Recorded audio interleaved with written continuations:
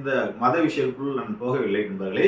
ஒரு எம்பி என்பவர் ஒரு சமதர்ம சமுதாயம் எல்லா மக்களுக்கும் பொதுவானவர்.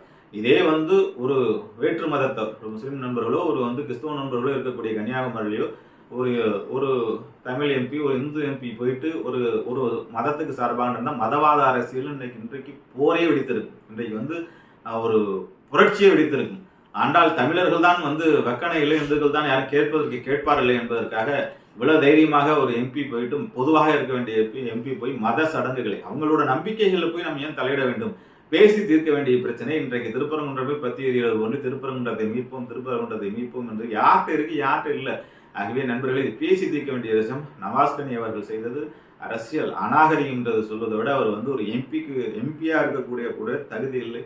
அவரை தகுதி நீக்க செய்ய வேண்டும் என்பதுதான் உண்மை. ஆகவே இந்துக்கள் தமிழர்களுடைய உணர்வுகளை புரிந்து கொள்ள அவங்களுடைய மத அரசியலுக்குள் நான் போகவில்லை.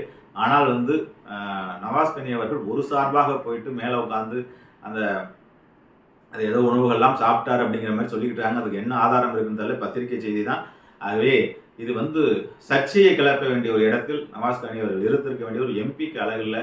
நான் எல்லாருக்கும் பொதுவாக இருப்பேன் என்று உறுதிமொழி எடுத்துவிட்டு எம்பியாக பதிவெடுத்து மக்களவை உறுப்பினராக பதிவேற்றுவிட்டு ஒரு சாராருக்கு சார்பாக செயல்படுவது என்பது வருந்தத்தக்க ஒரு விஷயம்.